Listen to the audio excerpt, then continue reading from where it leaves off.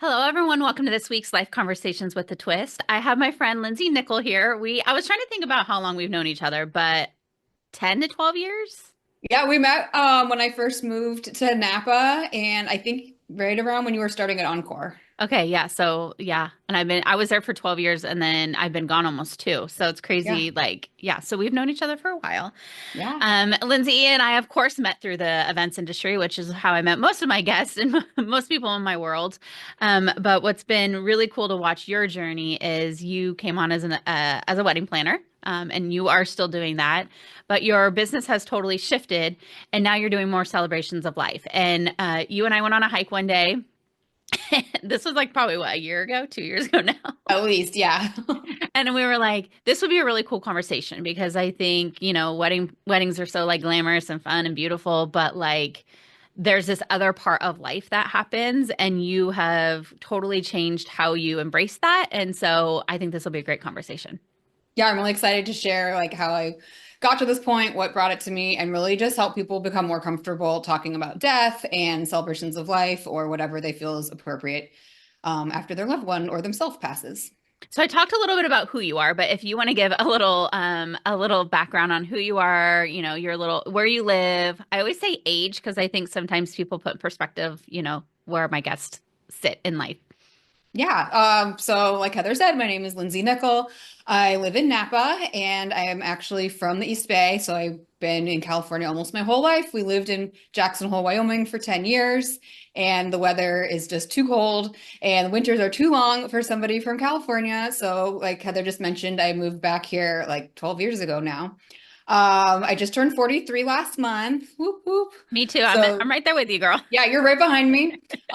So yeah, 40s. I mean, that's a whole nother podcast, but it's pretty great. And I am a wedding planner, is mostly how people know me. I've been planning weddings since 2010. I started in Jackson Hole. And then when I moved to Napa, I expanded to Napa. And so I specialize in destination weddings. And a couple years ago, I realized, kind of like a lot of people during COVID, what else do I want to be doing? As somebody who was turning 40 right around during COVID times, like, what does the next half of my life look like? What does my next career look like? Anybody who's in weddings knows it's really physically demanding, it's really stressful, it's really long hours. So I was starting to think of, what is the next part of my career look like? And here you are. And here One I am. one thing I love about you as watching as a friend from afar, is that you've always kind of just taken risks or you've like tried different things. Like I remember during COVID, or maybe it was a little bit before COVID, you did like some coaching with, potential like people who wanted to be wedding planners, and that's something. And then you and your husband have dabbled in lots of businesses, but that's what I love about you. Like people say all the time, you try so many things and you do so many things, but I think you have to like try the things to figure out what you're passionate about. Yeah, and I feel like again, like I hope that's a whole nother podcast of like if you have the entrepreneurial like spirit, or if you're a serial entrepreneur, you just have to go for it, but you also have to realize when like the ship is sinking and shut it down. Mhm. So that can also be really hard. One thing that I would love to ask you while we're just having this kind of conversation before we dive in is you just took like I can never say it, Sabbatical. sabbatical. There we go. Of like you took like a year off. Talk about that and like what made that happen. Oh man, I don't want to come back and talk about that in like full depth, but I took the sabbatical, which ended up being more of like a work on another business sabbatical. But the main reason we did the sabbatical was because we saw other people who worked in other industries doing it. We saw friends who were our age, who are professors going on sabbatical, having every single summer off, and teachers having the summer off because they work in education. Friends in tech working, and after 5 years they got a paid sabbatical, and we were like, hold on, we could do this. And again, this, I really want to come back and talk about this more. Like, people can do this, they can talk to their employers, they can make plans, they can negotiate it, like. And I also really want to acknowledge, like, this is a place of like extreme privilege to be able to go take this time off, go to Tahoe, but it doesn't have to be a long period of time. It could be 2 weeks, 3 weeks as a staycation. Like, Mhm. you know, it's just starting the conversation of people need more of a break in life. I think, especially when they get to our age and points in their career.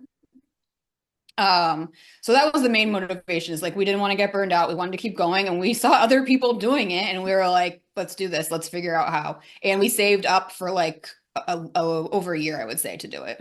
So it was something that you had pre-planned ahead of time. You weren't like, okay, in 6 months yeah, it was like again, it's usually a financial thing why somebody couldn't take one anyways, but like how do you plan for that? And you obviously plan for it's like saving for a year basically to take the Yeah. time off. We saved for like I would go back and look, but we saved. I made sure like I still got paid all throughout the sabbatical. Like, yeah, I would love to come back and like talk about that and how people can take breaks in life, but also keep things moving. And like again, I would go into this more, but the finances actually worked out the same, working half the amount of time. So now I'm really evaluating like, wait a minute, maybe I need to use my time better. Seriously. I think about it all the time because I do want to change like how I'm doing my business, but I can't because I'm like constantly going, right? Like to Yeah. be able to just stop for a minute and to be able to like focus on something, even if it was like a week, like you just like made me. I literally just told myself what I should do. Yeah, a week every quarter. Yeah. So good. Okay. So you plan these beautiful weddings in Sonoma County, and I don't know if this is one of the reasons, but I feel like our industry or your where you sit in the industry is very saturated. Like there's so many wedding planners in our market. I mean, we are a luxury destination. People come here to Yeah. get married, right? What was like the point where you're like, okay, I could plan other events, but like celebrations of life, and like take a piece of the like a part of an event that nobody really thinks about and turn it into what you're doing now. So actually, I had the idea a long time ago. In like 2016, my grandparents died. And I'm like I'm happy to go into the details, but we only have 30 minutes. So basically, like my grandparents died in 2016, and I was there like at the end when my grandmother was dying. Like my aunt and I watched her die. We were there as she took her final breaths. And they both died like within 6 months of each other. So I became even more interested in, the dying process, and also was like very eye-opening as it was literally happening of like, oh wow, we know nothing. Our culture, I didn't realize this is a broad stroke. Our culture doesn't talk about this.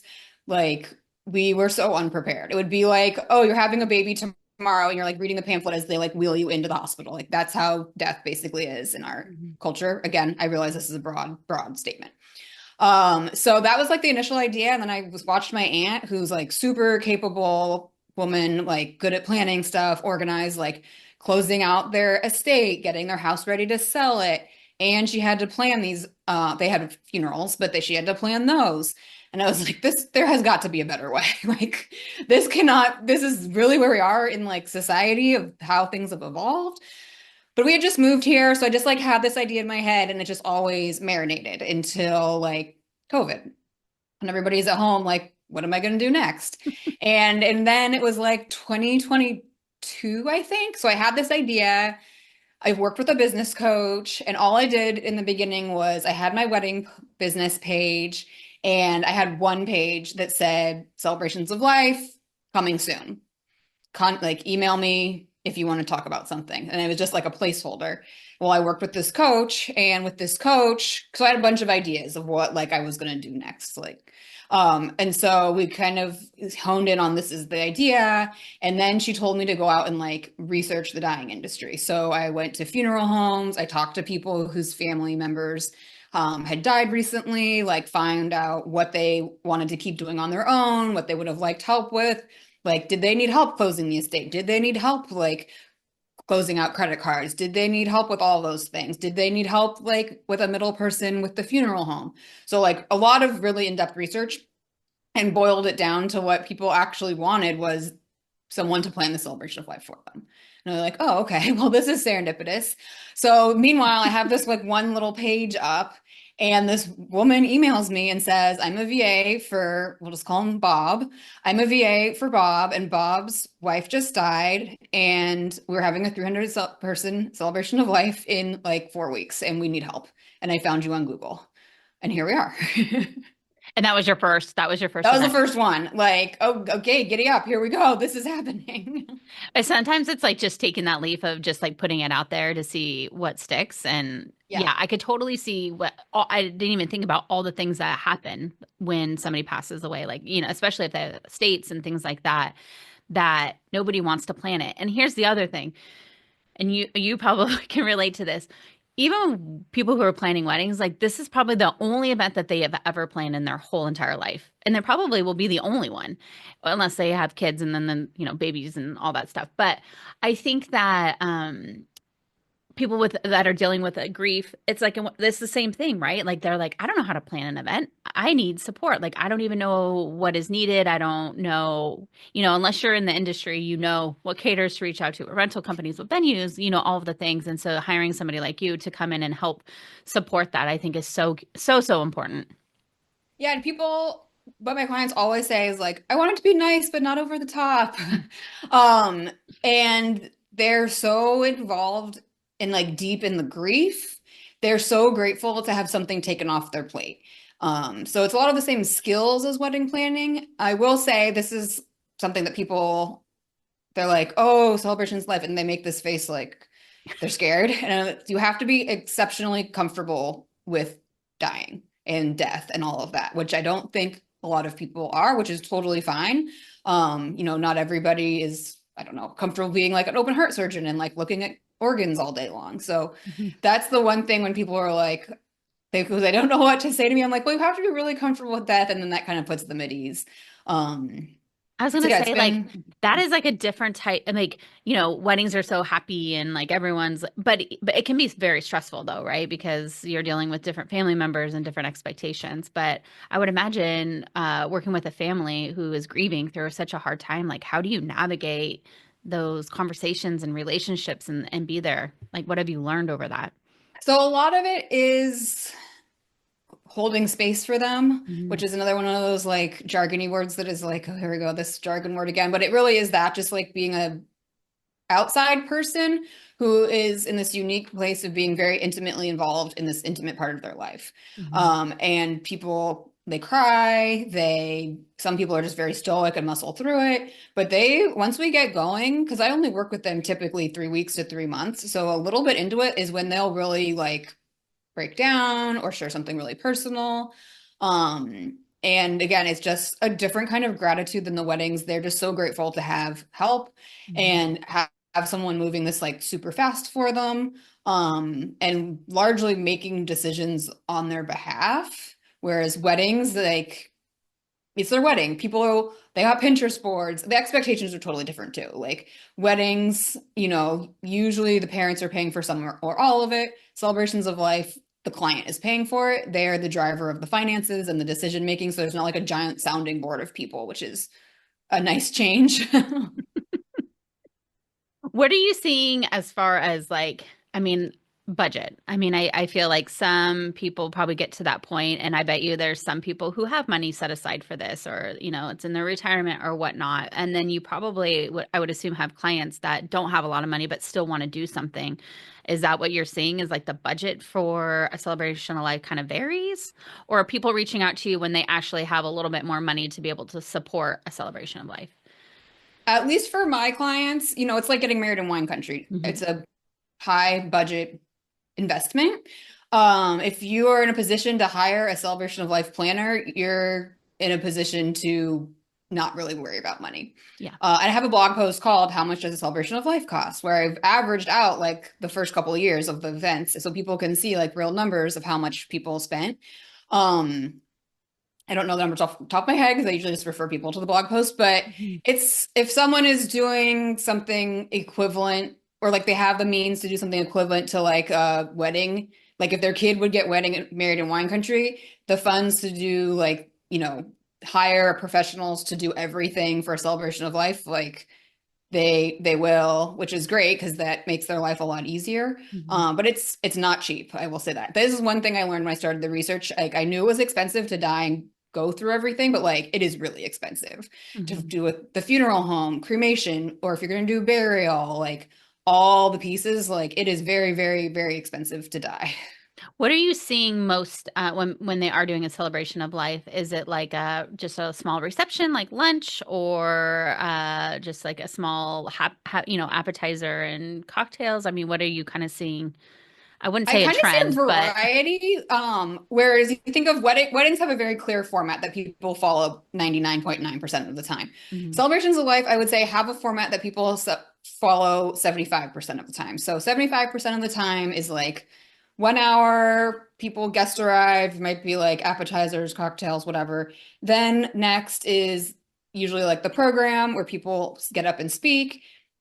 It's usually like an hour, and then hour or 2 hours afterwards is a meal or heavy apps or something like that. That's like what 75% of the people have. I think it's easy for them. I think they're familiar with it. But 25% of the time people come in and they want something else. Like last year I did one, we called it, the inspiration for it was like a mini music festival. And it was at Cavallo Point, and they have this huge lawn, and there was a DJ, and there was craft stations, and people could bring their kids. It was like a family fun day, basically. And it was for a woman who was about our age, maybe a little younger, who had passed suddenly. So it was just like a family fun day. Her husband spoke for like 4 minutes, and that was it. It was just like come out, have a really fantastic time, like all be together. People were dancing, like it was a family. If you just walk by, you would think it was like a field day for a family. Um, what is the difference between a funeral and a celebration of life? so, a funeral, the body is present, like in the Mhm. casket. Memorial, body is not present. And then celebration of life, I encourage people not to bring like the remains or anything because I'm like, what if it gets knocked over? What if it breaks? Yeah, like I'm like, just leave it at home, please.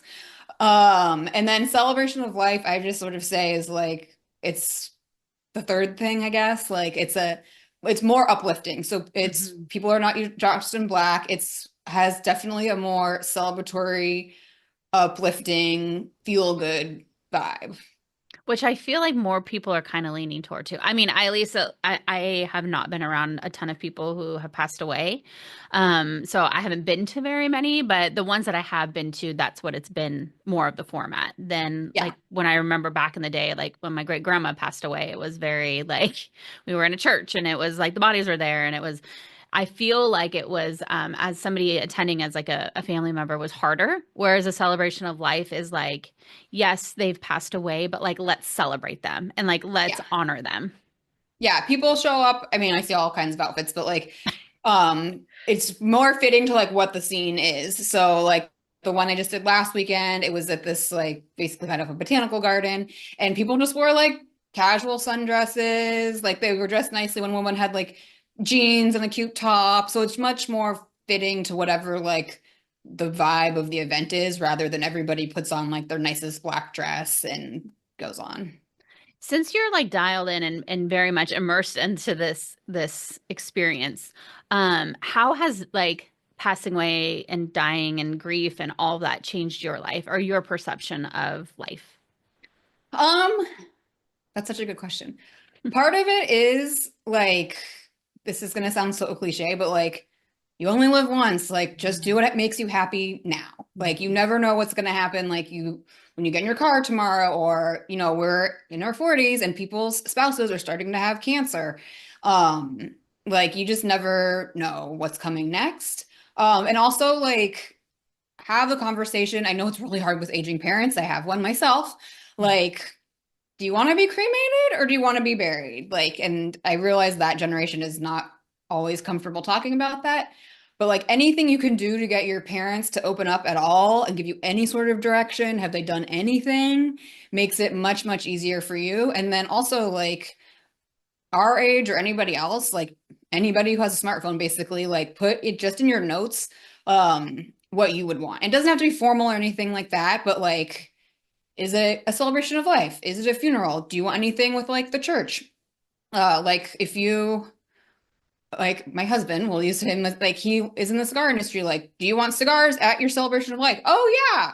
Just write it down somewhere so Mhm. that the people who are responsible for planning it, A, have some sort of foundation, but also to alleviate any like infighting within family members of like, this is what the person would want. This is what the person would want. Just you can hold up your phone and say, like, this is what he wrote in our shared note, or this is what she wrote in our shared note.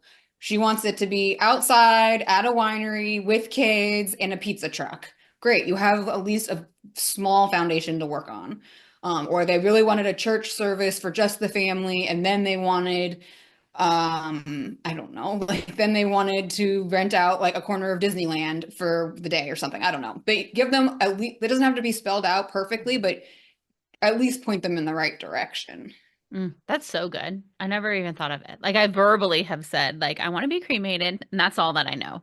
But and then I want people to like really celebrate me and like I want to have Yeah, a and like, party. what does Yeah. that mean? Is it daytime? Is it nighttime? Is it everybody go to a Giants game? Like one I did that the woman wanted a brunch where people gave toasts about her, and that's what her daughter planned for her. Like, great, that is a foundation. Even just Mhm. picking a venue. So another guy only his wife had picked the venue, and that was it. Like, great, that is a great start. Like, give your loved ones any sort of start is huge.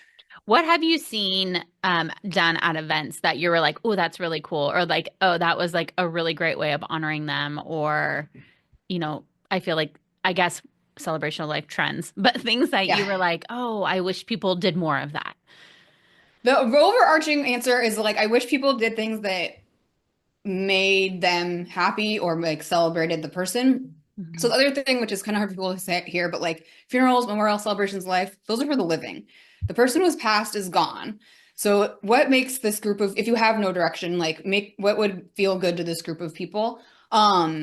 Is it a live musician? Is it a DJ dance party? Like what would make it feel good? But the things that I usually recommend to my clients is just like, here's kind of the things I always recommend people say yes to: handwritten chalkboard signs. Mm.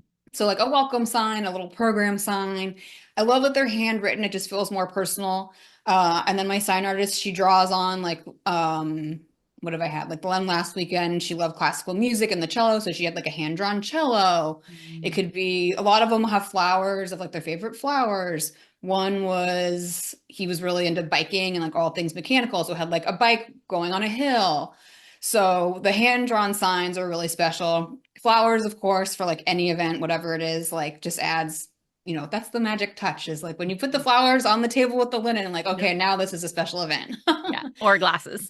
Yeah. And then like, have music, some sort of music, either like I say DJ and people think I'm referring to like, ooh, ooh, ooh, Mhm. but it's like DJ slash music tech. Like don't just show up and plug in an iPhone to your Bose speaker, like hire a professional to do that for you. Um, and then from there, people just build whatever they want off of it. Like, Mhm. again, like the face painting station and the craft station, like whatever would make or you guys happy that day. Mhm. That's such a great reminder. Does your vendor list differ from like weddings to celebrations of life based on, I would assume, budget, but It does more based on like wine country.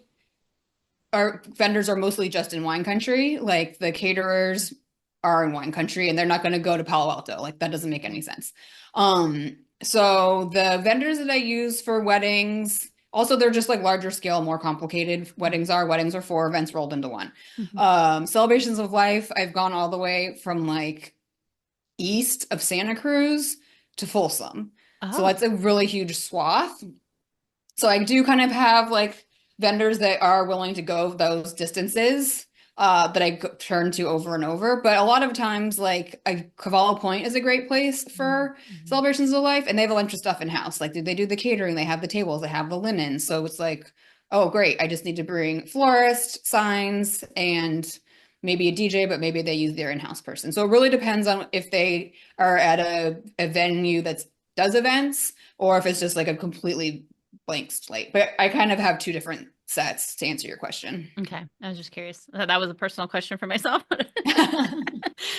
Um, what would you tell before we jumped on here? We were talking about the perception of dying, right? Like it's a topic nobody really talks about. It's hard to talk about, but it's our reality, right? Like we're all gonna die at some point. Um, and we want to like normalize the conversation a little bit more. What would you say to the family who is experiencing like someone in their family who is about to pass away, whether they're dying of cancer or old age, of like just some advice to make it feel a little bit easier, and a little bit more about how they can honor them like I love the asking them, right? Like what types of things, but like what would you say to that family? Um, well, it's difficult because when they're dying could be so many things. Like, are they in their 11th hour? Did they just get a terminal diagnosis? They have 18 months. Um, I think as like the professional, what I would say is when you're ready, at least kind of what we just said, at least where is this going to be? At least pick out a funeral home so you can call them when it's time. Um, as a friend, and this is an article I've read versions of this article, but it's like, don't ever use the phrase at least. Like, at least they're in a better place now. At least they're not suffering anymore. At least you're all together right now. It's like, oh, okay. Because that's, I think, a default for a lot of people because we hear it all the time. Mm-hmm. Um, Another good thing I read an article that was like, oh, that's so smart, is after the person has died, I guess it's what the articles have said, is common that people are worried to like bring that person up again. Like, oh, remember, it's your, say your husband dies, like, remember Fred? People kind of say in these articles, like, no one ever brings up this person I lost anymore. Mm-hmm. So don't be afraid to like open up that conversation and say like, oh, I was just at, I don't know, a diner and had a milkshake that Fred would have loved, like just thinking of you. Mm-hmm. Um, and just giving people a lot of space, but also checking in on them. And also, this is another tough one, but don't just say, how are you doing? What can I do to help you? We all mean well, but especially a person who's in grief, they do not have an answer for such a broad statement. Mm-hmm. But if you can make it very specific, like, can I drop off dinner for you this week? Can I help you with your kids? Here's three things I could do for you this week. Okay, now they can pick from options. But blanket things, I've seen this in the event planning too. Like blanket things is just too much to compute. But options, people have done really well with. Mm-hmm. You kind of touched on it, and I want to revisit it, a conversation, because I'm in like the personal development world, right? A lot of times people are like, you only live once. What do you want your legacy to be? How do you live life to the fullest? What do you say about that? And like, what is your perception on that? Oh, it's interesting. I Like think now it that you're really, like in this world, right? yeah, I think it really depends. I mean, we don't have kids, but I feel like people who have kids, their answer is going to be more like, my kids are my legacy. Like I want to make sure they're set up financially and I want to make sure they have good morals, but like we don't have kids. So I think for us, it's like the legacy part of at this point of being like 43 and like midlife crisis, which I can come back and talk about on another podcast. Anytime. I love that. I'm with Is you. That could be a really great conversation. That's our next. We got a whole list going. Yes, we got to talk about midlife crisis because I think especially for women that is not talked about. Hmm. But I think like I think at this point is just to like get out of life like content and with no regrets, which is really hard because there's obviously things we want to fix all the time, and just be at peace with yourself. Hmm. And like what does that look like? What does that feel like? Things like that. I love that. Are there resources? Because you had mentioned this, like when something like this happens, it can be unexpectedly or, something pre-planned, but like is there any resources out there of like, what do you do? Like not only just planning a celebration of life, but like the process of like all the trust stuff and in those things. Is there resources out there that can help people? There's some, I can email them to you afterwards. There's a couple of websites that have like apps and stuff like that and checklists you can download. It's a really new industry though, like the Mhm. dyeing industry. So it's not like a wedding or any other event where it's like, here's 17,000 options to pick from. It's like, here's four. I also have a blog that we write on like almost every month with advice and tips and checklists for people.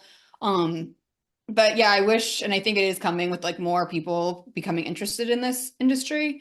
But I'll email you two that I'm thinking of because I can't think of them off the top of my head. No. It I can is put them in the unfortunately show limited notes, though. but I think, Perfect. I think that's just long term, my business brain Yeah. working of like resources Yeah. that I'm sure you provide to your clients, but, a whole nother avenue of like, how do you educate people on the process and what things they need to do?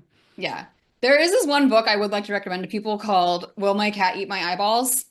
Um, and it's really funny. It's a woman who wrote it. I think she's like a mortician by trade. She's hilarious. And she gets all these different questions. And it's a book about questions kids have asked. And it's one of the questions is, will my cat eat my eyeballs? What happens if you die on a plane? And she answers them so well and so funny, and also gives you like just enough information to like start being more comfortable with death. So I highly recommend this book. I know it is another crazy thing to think about, but as we are, creeping up on, my grandparents, I'm lucky enough my grandparents on my mom's side are still alive. Oh, Not, they're like doing good. But like that is the world that we're going in. And I think that I would love to have my girlfriend on because her mom's going through Alzheimer's right now. And so mm. seeing that as our age of now, we're having to take care of our parents and like how do you navigate that in life that's like a whole nother topic. Oh That's yeah, I'll come back for that topic too. We'll have a whole roundtable with people. because I think it's like one of those things. But I think the more we talk about it, know that there's resources and support out there that it makes it a little easier as you're Yeah. going through it. Oh, I will also say a death doula Mm-hmm. is actually something I would recommend to people, whatever stage that they're at of working with somebody who's 11th hour or just got, a terminal diagnosis, is working with a death doula. This is something I've been learning more about because I've met two recently, but I falsely just assumed they helped only at the end, but they actually can help in the beginning also with, answering these sorts of questions, helping you know what resources you need, connecting you to those resources. So it's not just 11th hour assistance. Mm-hmm. And they work obviously directly for you, whereas, they're not working for the hospital. Like their only interest is you and what you need. And they're not from the hospital and they're not from wherever. So I would definitely recommend people talking to, they're either called death doula or an end of life doula. I did not know that was a thing. I knew there were Oh, birth doulas, but then I have a really good friend. She was supposed to come on my podcast, and I knew she did beautiful work. Like she, a coach, and she does all these amazing things. And then we had a meeting scheduled, and she's like, "I need to cancel because I'm a death doula, and I need to go." And I'm yeah. like, "You beautiful angel!" Like these beautiful souls that can do work like that, like kudos, because I know that's got to be so hard, but I'm so thankful that more and more people are doing that because I for all the reasons, but Yeah. I know a good one, so I'll send her to you. Yeah, I I don't know love how that. much she does it. I didn't even know she did it clearly, so. I think again, it's like a really new industry, and Hmm. the people I met, it's not like their full-time gig by any means, but someone's got to be the first ones to do it. Hmm. Thank you for normalizing this topic because I know, again, it's not an easy topic. I don't know like how normal you can make it, but like the fact that there's people there to help support you during those times, like hats off to you. And I think you found a niche because, again, we're all going to pass away at some point, and hopefully we all get to have celebrations of life. And so I feel like it's a market, a very untapped market that is going to get very popular, and you're like cutting edge on it. Oh, thanks. Yeah, I agree. Like this is basically where weddings were when I like got started in weddings over a long time ago. I'm like, how long now? 15 years ago. So I do think celebrations of life are gonna become weddings basically for better or worse. Mhm. But there's a client for everybody. Absolutely. Is there anything that I didn't talk about or anything that you want to touch on and leave with the listeners today? Uh, I don't think so. I really appreciate you being willing to talk about this and share this. And I guess I would say if I could give like one takeaway to people, it would be write down in your shared note with somebody like four things. You want to be cremated or buried or something else. Maybe you want green burial or maybe you want water burial. And if you have any idea of like where you would want your event to be, like is it in a religious institution or is it at a beach or is it you just want it to be in Northern California somewhere? Like Mhm. give your loved ones point them in a direction a little bit. And I mean, as I've seen, it can happen to anybody anytime. So just have something in place for the loved ones just to make it smoother and easier for them. That is really good. And I learned, yeah, I'm going to have to do that today. I'm going to make everyone in my family do it. Yeah, just a quick shared note. Yeah. At our Here's what next we Easter want. dinner, we're going to sit around and Yeah. everyone's going to tell me. So I have it somewhere. Thank you for the work you're doing. Thank you for having this conversation. Lindsey's coming back on because we have lots of other things to talk about. So again, thank you for being here. Thank you so much for having me. I really appreciate it.